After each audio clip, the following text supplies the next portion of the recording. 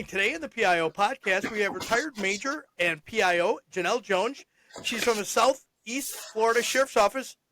Jenell, welcome to the show. Well, thank you, Robert. I love this idea of a PIO podcast. I wish I'd have thought of this. I love it. Yeah, this became a passion project. When I retired, I was in between jobs because my wife got breast cancer. So it was like, take care of her, took care of her. 6 months go by and she is 100% fine. Great. And she came through it on the other side great. And now I'm like, I'm young. I still want to work. What do I do? Well, I decided to create the podcast as a way to stay connected to the PIO community. And it has really grown. It's been 4 years of just a lot of fun talking to a lot of great people and learning a lot of things. And yeah, it's been a really great experience. And it's fun just hearing what everybody else is doing. And there's no shortage of guests. I mean, there's PIOs all over. They may call themselves something else or had dual jobs, but my gosh, you could. Well, that's what I did. I had a multi-role for 17 years of my career. I was not a sole PIO. I ran a division in the department. I ran multiple units. So, yeah, it kept me busy for quite a while. Yeah, I think especially when a department is smaller or they're new to having a PIO, they just give you that job also, not realizing, and that's how I started out too, just as an extra responsibility. And I'd say within 3 or 4, 6 months for sure, it completely overwhelmed me. And my sheriff saw that, and then I was, they made a new position, frankly, because we didn't have it before. So when the next budget year rolled around, that position was in there, and thankfully I was allowed to stay in the position. I didn't have to interview for it again. Well, that's very nice, because a lot of times we all know sheriff's office, especially Florida, there's politics involved because they're elected officials. There's always something that happens with that, right? So that's great that it worked out for you. Yeah, all government offices are like that, really. I mean, it's politics. It's the middle of politics. Yes, okay, at the local level, but, you're in politics. And honestly, I loved it. Once I kind of knew what I was doing, I liked the politics part of it.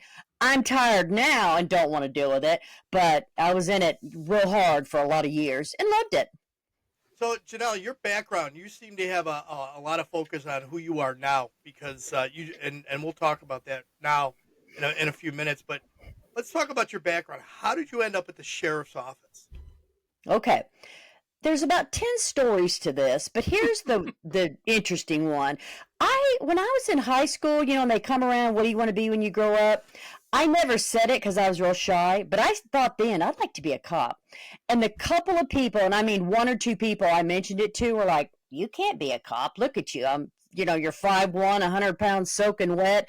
And I was like, oh yeah, I guess so. They don't hire people they don't hire girls like you. They don't, So, okay, literally. So I'm in college, fast forward 25 years later, I'm in college and I'm poor. So I got a scholarship. And one of the things on that scholarship is I had to go to this goal setting class, which I thought was so stupid. I'm like, whatever. I sat in there and did my math homework, So I'm a single mom trying to go to college and work a waitress job. So a goal setting class. Jenell, I think we lost you there.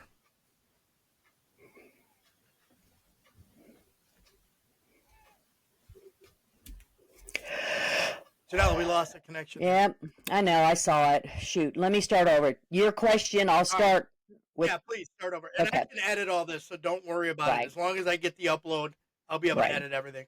Okay. So it's a long story, but the short, good version of the direct path was I was in college. I was mid-20s and single mom, waitress job, had no money, so I got a scholarship, which was great. But one of the provisions of that scholarship, so I had to go to this goal-setting class, which, frankly, didn't want to do it, but I had to. I sat in there and did my math homework. So one of the things that the lady, Miss Kinney, Barbara Kinney's her name, she changed my life. She made us write down 10 things we always wanted to be when we grow up. I thought it was the dumbest thing. I put ballerina, movie star, circus worker. I mean, whatever. But I did on there, I wrote, I always wanted to be a cop. And she stopped me after class and she goes, hey, tell me about this. And I was like, I can't be a cop. Look at me, you know. And then this very old lady sitting there, that was probably like 45. She said at the time, you know, seemed very old to me. But she was like, "Hey, you know, I'm a retired cop, and she worked in Chicago, and she came in under the 1964 Civil Rights Act that, you know, made cop shops take women and couldn't put all these restrictions on them, and so she gave me a piece of paper with a name and phone number of the female head of the police academy, and said next time you're up there, you know, call her."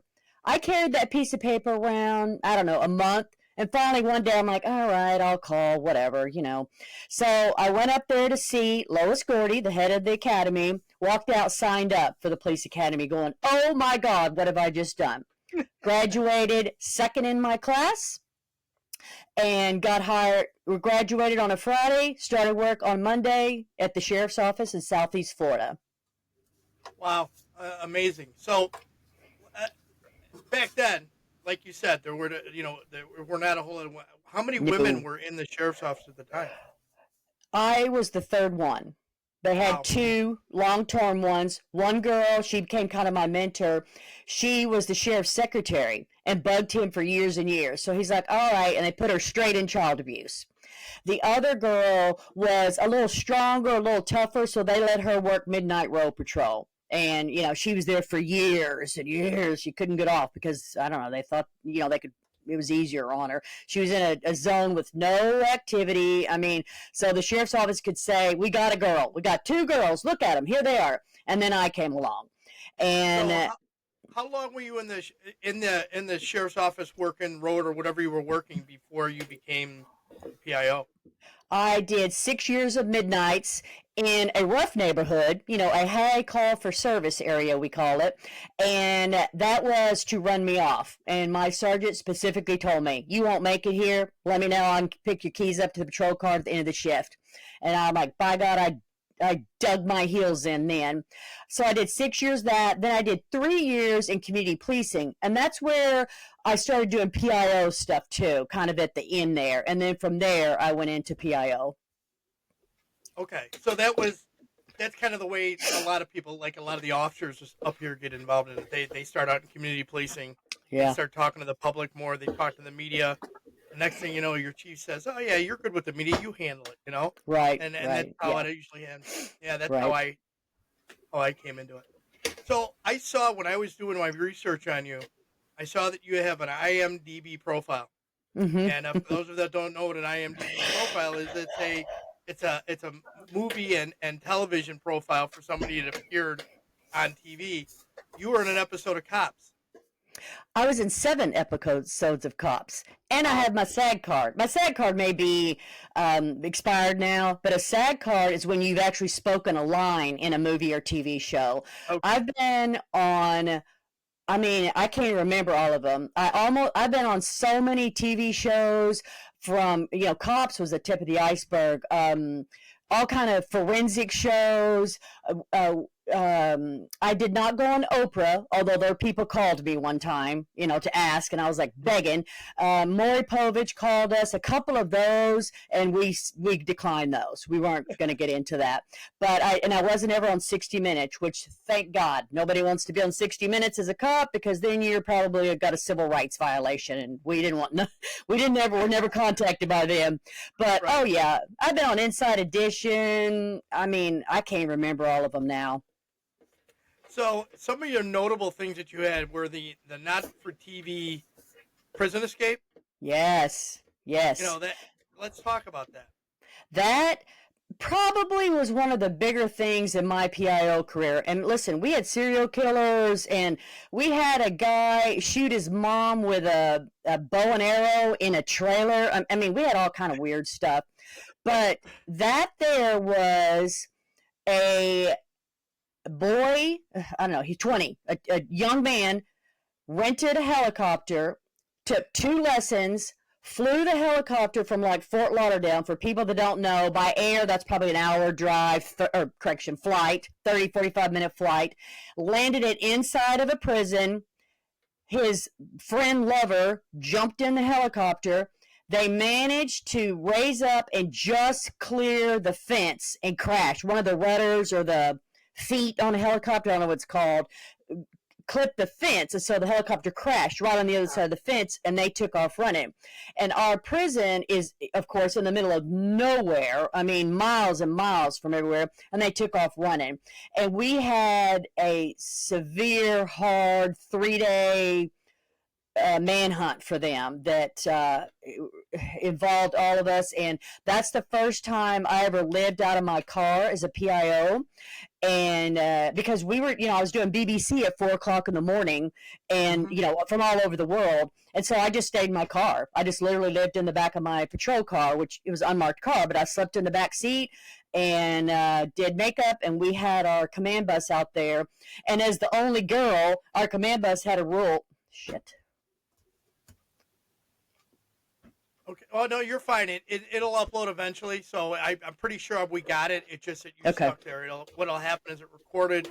It'll upload. Okay. Okay. Keep going. No. And as the only girl, I was allowed to use the command post bathroom because we had a rule. You don't want all 50 deputies going in there using that bathroom. Oh God, no! I can imagine what that would have been like. No, because it's the mobile office. So as the only girl, I was allowed to. So I could take showers and whatever. It's pretty funny showering in a little teeny bathroom with, radios going off and your sheriff and undersheriff and head of narcotics and head of detectives all sitting in there going, "Are you almost done in there? The shower's loud."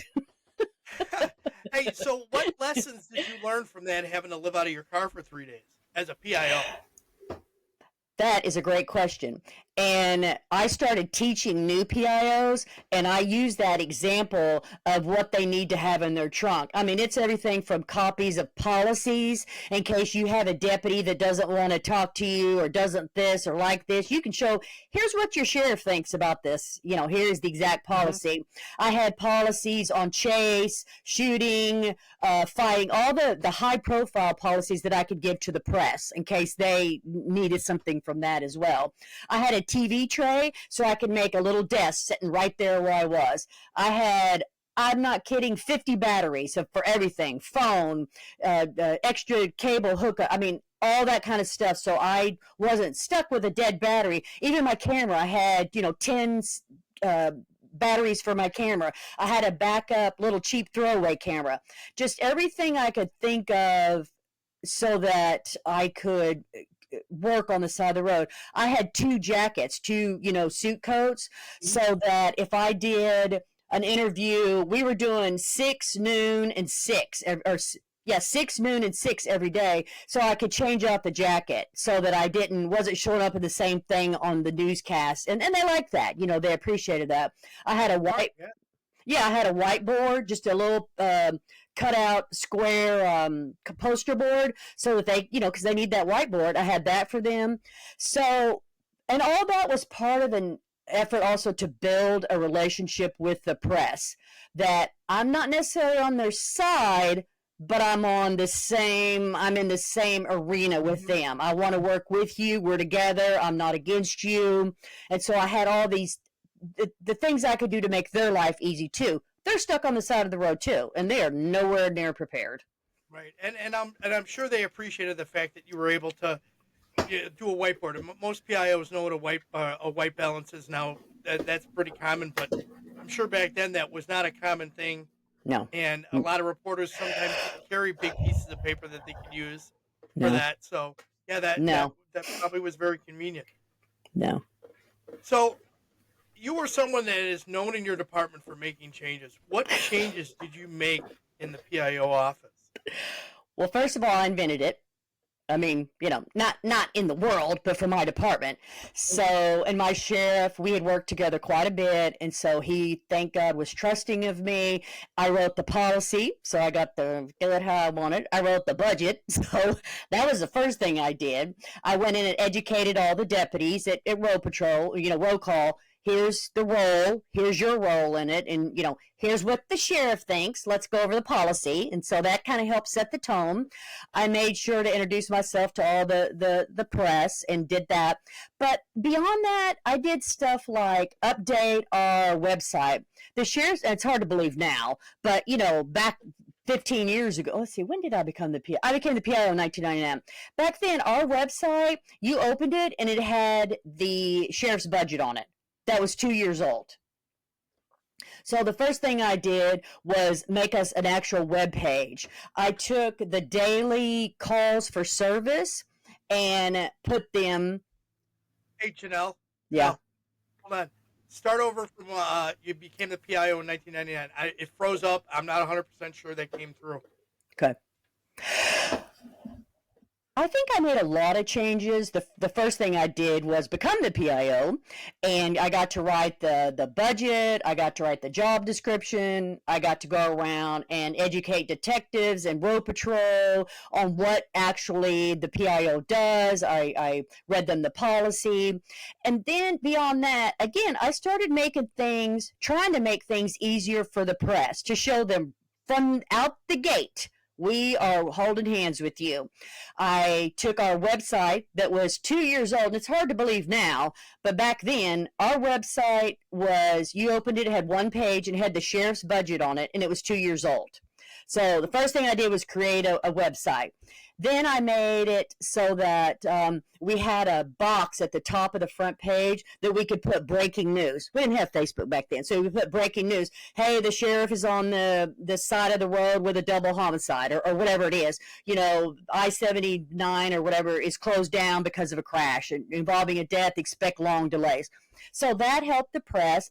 I put the daily activity where they could go to another page, and we uploaded the daily activity. You know, they like to see all the reports. Mm-hmm. There you go. We did an internal affairs page. Here's where we didn't put anything. We just said there are 6 cases. Call the internal affairs office if you want to see them, or, you know, talk about them, just to, again, be more transparent for the public. So I did a lot of stuff like that. And this was, what year was this? 93, 94? 99, 2000. Okay, so that's talking transparency back then. Yeah, that's a big deal. I mean, that's pretty good. My sheriff gave me very clear marching orders. He said, we are not enemies with the press. And he had every reporter, another thing we did, every reporter had his cell phone number and was free to call it. Now, they only took advantage of it a couple times when they were fighting with me or wanted me to do something, and I couldn't. And so they went above my head, and I would tell the sheriff, they're probably going to call you on this, and 1 or 2 did. But over the years, I mean, I can count on one hand that they called him, because he, like I said, made it very clear to me, you are not to fight with the press. We are with them. We are going to work with them. Excellent. So, since this is Women's History Month, let's talk about your contribution to the sheriff's office. What would you say you left there? What history did you leave there besides being the first PIO? And the first woman major. And at one point, I was the highest ranking female in 4 counties. And for our agency, which has progressed way now, but again, I'm talking, 20 years ago, or in 1989 when I started, it was definitely good old boys. And we tended to hire big boys. You never saw thin, small men. And we have a lot of rural country, so we had cowboys, and we got to wear cowboy boots to work. And so for a 25-year-old, blonde-haired, 100-pound pretty girl to walk in, it set the place on the edge right there. So I I took it. I never made one complaint. And listen, I can't even tell you the names I was called, the tampons that were put in my mailbox, the rumors. I mean, by year 1, I had allegedly dated and slept with 100 deputies. I'm like, good Lord, I must be exhausted here. But let me tell you, I never made one complaint to anyone, because I wanted them to see, I can do this. You're not running me off. I get to have a seat at this table, whether y'all like it or not, and I can hang. And I like to say that I helped pave the way for the women that came behind me, along with the other females that were there too. Those 2 girls, they took it as bad as me, let me tell you. And they never made one complaint either. We wanted to be there. And when you're in the cop world, you get picked, good-natured picked for whatever your, not weakness, but whatever they can find. I'm sure you had nicknames and they picked on you as well, and all. And that's just part of it. I learned to give it back. Once I learned to give it back, the whole thing changed. Everything changed. One time before shift briefing, one of the guys said something about, "Oh, we heard you." So and so gave a name. Let's say Fred. We heard that Fred knows his way around you. And I was like, yeah, but unfortunately, Fred had erection issues, so we never really got to go all the way. It was all of it untrue, but let me tell you, it brought the room down. Yeah, a lot of that stopped after that. That's good. So you delivered as good as you got, just to make sure you put them in check. Excellent Yes. job. Yeah. One time there was a what do you call those things? Football things where you buy the squares. Oh yeah. Yeah. The box. Yeah. Yeah, okay. So they had one of those in fleet maintenance where they do the cars, the patrol cars. They had one of those in there for the first person that could prove the carpet matched the drapes. They had that. So I walk in. I hear about this. So I walk in and I ask the guy in charge, "Hey, I'd like to get in on that." And he's like, "What? What?" And after we, come on, whatever. I'm like, I'd like to pay my $10 and I win. Because I can prove it, and I don't have to prove it to you because I can prove it, and I won $300. So, like I said, once I kind of came around to their way of thinking, I mean, it changed the game. Outstanding. So, Jenell, what advice would you have somebody that wants to become a public information officer at a government agency? What tidbits would you have? Yes, I would tell them, first of all, don't limit yourself to the local police and sheriff and, state highway. Look at CIA, FBI, look at the railroad, look at where they do food stamps, look at, highway department. That there's so many government agencies, and I would definitely tell you to go to a government agency. You're not going to make any money, but you'll have a pension, and I get a pension. I've had my pension 8 years now. So, and it's caught up several years ago. It caught up to what I was making before without all the 24-hour call. So I would tell you to learn another language. I don't care what it is, but if you can roll through the door speaking Spanish or passable French or Chinese or something, whatever's in Haitian, whatever's in your area, that or the area you want to go to, you learn, even if it's passable, you are already one step ahead of the game. So you retired at a relatively young age. What are you doing now that you're retired? Let's talk about the things that you're doing now. I have a fabulous life. I retired at 54. The day I retired, I had sold my house about 2 months before. I was living in a B&B on the beach. I put all my stuff in storage, sold my house. I packed one huge suitcase with cold clothes, one huge suitcase for warm clothes, and I lived out of two suitcases. I had no home for 6 months, and I traveled. I took 20 grand, and I blew it all. I traveled to Europe and hiked the Amalfi Coast and canoed the Lewis and Clark Trail. I mean, I just stopped, and it took me that long, frankly, to stop feeling like I was on call. I would still check my phone 10 times a day. Why didn't my phone ring? And so that's the first thing I did was decompress, and it literally took me that long. It took me about 3 years, 2 years maybe, to realize I wasn't on vacation. That this just wasn't a long vacation, that I actually don't work anymore because it's a weird thing. So now, fast forward, about 5 years ago, I bought an RV, a 36-foot RV, and I live and travel full time throughout the United States, Canada, and Mexico. Oh, wow. Yeah. Yep. I've crossed off my original bucket list, and I've crossed off my third bucket list now. And then last year, I bought an RV club to help other people go through their bucket list and start checking off things that they've always wanted to do. But perhaps they're single or widowed or just want to travel solo. The spouse can't or won't or whatever. And so I have a travel club now. Okay. Wow. So you're just living life and enjoying it. Listen, I can't even tell you all the fun things that you name a place. I've been to every state except Vermont, and I don't know why Vermont. I just haven't ever rolled through there. I drove to Alaska by myself, stayed there all summer. I have looped the U.S. 3 times, except for Vermont.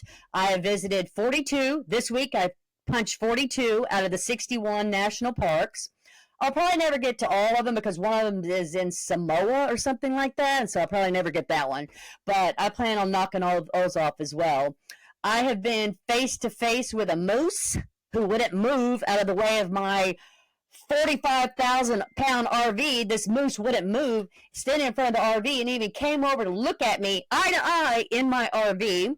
I've been in a hurricane. I've been in a tornado. I've been in an earthquake just a month ago. Loved that. It was a small one, so whatever, but I knew it'd be great talking points. I've had a flat tire. I've gone four-wheeling. I've been lost. I mean, I've jackknifed in a gas station. And I've hiked the Grand Canyon and rode a mule around the Grand Canyon. And I've paddled the Bay of Fundy in Canada. I mean, I could go on and on and on. I forget all of it. I've done so much. So, I got to tell you this story. So, several years ago, we were taking the kids on a trip. We were going to Mount Rushmore, and we did the whole northern tier. So we went to. My son was up in wrestling up in Fargo, and I picked him up from there. And the family drove in a van. We went through North Dakota and stuff. And my daughter gets this idea. She says, "Hey, if we go this way, we're going to go through Wyoming, and then we'll be able to, or Idaho, and then we'll be able to go into Wyoming." And then we can go to see the Mount Rushmore. And I'm like, all right, so we start driving. We end up going from a asphalt road to a gravel road to a dirt road. And of course, now I've got no GPS. And I was running two different phones at the time. I had my work phone with me. I had my personal phone. Neither one of them had signals. And we're just driving. And luckily, the GPS actually, it was still showing we were on the right road. Mm-hmm. And we're driving along, and we come, of course, you go across the cattle blocks, so they can't cross the road. And we get to this area, and there's two moose in the middle of the road. And then right past the moose, there's like a herd of wild donkeys. So I'm trying to get him to move. He ain't moving, and I'm honking the horn. He ain't moving. So my wife decides to roll the window down and start talking to him. Well, what do? They started walking towards the car. Yeah, that's funny. But what a great experience. And, Robert, a rookie mistake. You need to have a Garmin that sits on your dash that goes just from satellite. But that's okay. Rookie mistake. And it takes that to learn. That's a lesson learned. I won't travel the country without a Garmin. I actually have one, but I didn't have it with me on that road trip. But that's the funny part is that happened, and it was just a great experience. It really was. Yeah, sure. So let's talk about your travel. Are you doing anything else other than just traveling and vacationing? Well, that's a lot. Like today, I'm in Big Bend National Park in Texas, and we're going, as soon as this is over, I'm meeting the group, and we're going to hike 6 miles today. So doing anything else is stronger. But I have my RV club, so I work about 20 hours a week, and it's literally a labor of love. I mean, I'm never going to get rich off of it. Thank God I don't need it with a pension. But it allows me to connect with other people like myself who travel all the time. And so basically, my life revolves around me traveling and having other people come with me. It's a good life. Yeah. Are you traveling around by yourself, or are you traveling with friends? I drive my own RV. I have my own RV, and I have a car on the back. I'm 60 feet of hot mess going down the roads, what I call it, because it's a lot. But I travel, definitely by myself. I drove to Alaska from South Florida by myself, but I travel a lot with my RV group as well. So I travel about 6 months with them, and then kind of 6 months off on my own. I go see my daughter and, sit for a while, stuff I want to do. I need RV work done, upgrade. So, but no, I travel full time. That's outstanding. It is. All right, so let's go to some rapid fire questions here. How about that? Okay, I'm ready. I saw your other ones. I'm ready. Okay, texting or talking? Texting. Chocolate or vanilla? Chocolate. Coffee or tea? Coffee. God, yes. Adult drink of choice? Martini. Dry, straight up, olive. Love it. What would be a superpower if you could have one? I gave a lot of thought to this. It is selective mind reading. I don't want to read everybody's mind all the time, but I'd like to do it just when I want to. Yes. That's a good one. Ask permission or beg for forgiveness? Beg for forgiveness my whole way of life. Nope. Place you most want to travel to? Since you've been almost everywhere. I know. I've been to Europe too. I know. I would like to go back to Italy, I say, and I should say something in America, but I've been 1,000 times. I've been everywhere in America. I mean, not everywhere, but let's say Greece. Okay, Greece sounds good. First celebrity crush? Brad Pitt. Oh, Oh, there you go. oh yeah, yeah. Legends of the Fall, that long blonde hair. Oh yeah. Guilty pleasure food? Chips. Ugh, Yeah, salty that's chips. I can't, I can't even buy them because 3 days I'll eat them all. Yeah, I'd be lucky if I have them for a day. Yeah. If you could choose to have coffee with any historical figure, living or deceased, who would it be? It would be one of the old time sheriffs. And I'd like to be with hang out, have coffee with a sheriff who's going from the old ways and it's starting to become more modernized. I guess that would have been in the 20s, maybe even the 1910s. Because, back in the day, it was a sheriff. So I'd like to be around when all that was really taking place and becoming modernized. Gotcha. Oh, interesting. All right, Jenell, key points, final thoughts. What would you like our listeners to take from this interview?